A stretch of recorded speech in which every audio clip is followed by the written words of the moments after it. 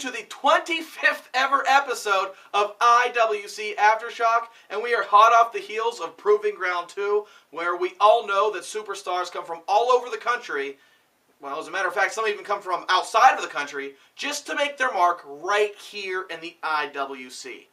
Now, none of those men created such a stir as a man named R.J. City. Now, we knew he had a list of demands coming into Proving Ground 2, and we knew that Justin LaBar would be hosting a live episode of Chair Shot Reality with R.J. City's opponent. What we didn't know is what would actually happen at Proving Ground 2, so let's go take a look back at how the events unfolded. On July 20th, I make my debut for International Wrestling Cartel. How exciting! I've never worked for a cartel before. It's on a show called Proving Grounds, where the best and brightest young stars come to prove they got what it takes. So let me get this straight. I'm on Netflix, I'm on iTunes, I'm on television in over 200 countries, and I have to prove to you I got what it takes. If that's your little game, if that's what you want to play, fine. But I have some demands of my own. I really don't want to share a locker room with every annoying indie wrestler on the planet. No handshakes, no high fives, no kick pads, no pleather shorts, no face paint, no jean shorts, no cutoff tank tops. If I see one suicide dive, there's going to be a big problem. I don't want to hear the name of your new finishing move. I don't care how badly you want to go to Japan, and I really don't want to sit in the back for 45 minutes while two guys go out there and land on their head until some fat guy in the back row says, "This is awesome." I'm going on first. I'm keeping it under 6 minutes. Beep-a-da-boop-a-da-beep. Everybody gets an autograph. Because the only thing I have to prove to you is that wrestling is dead, entertainment lives, and his name is R.J. City. Oh, and to my opponent, I wish you good luck, but you wouldn't know what to do with it. This time, IWC is pleased to bring to the ring a very special guest. From WrestleZone.com and Chair Shot Reality, ladies and gentlemen, please welcome Mr. Justin LaBar. I think these fans kind of resent Justin LaBar coming in from an outside perspective into, well, let's face it, their adopted world, IWC, and LaBar trying to, let's say, tell them how it is. Yeah. He had a third chair, but he had to make budget cuts. This crowd is not going to let him get a word in. Shut up while I speak. Okay. Now, Chair Shot Reality has enhanced a lot of careers. Just recently, Matt Hardy was on Chair Shot Reality. He got 50,000 new followers because of me. So, what I thought I was going to do, being that this is Proving Ground, I'm going to give some young Thundercat the career move of a lifetime by having him on this show. So please, give a warm welcome to Kevin Bennett. Some kind of note just got passed into LaBar from one of our staff members. Ladies and gentlemen, tonight, Kevin Bennett was going to compete against a debuting R.J. City. However, I have here an urgent telegram from Mr. City. Telegram?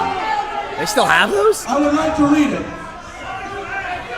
Please, please. I don't think they do. Maybe it took a while to get here. Dear Kevin, Frank Sinatra does not duet with Justin Bieber. Gene Kelly does not co-star with Channing Tatum. And I will not be wrestling you tonight. Well, the first two are because they're deceased. I made a series of demands with IWC for my appearance tonight, and your mere presence violates all of them. The reality is, I specifically asked not to face a generic-looking, suicide-diving, high-spot-loving indie scumbag. Hey, he wrote it, he wrote it, he wrote it. I am a multi-talented sports entertainment artist, and my debut needs to be handled with the proper care and circumstance. I'm sure you've had a lot of heart and do beautiful flips. Why don't you see if Cirque du Soleil is hiring? To my heartbroken fans, do not fret. When I make my IWC debut, I will treat you all to a complimentary autograph for a nominal fee. Love forever and always, the man who put the entertainment back in sports entertainment, R.J.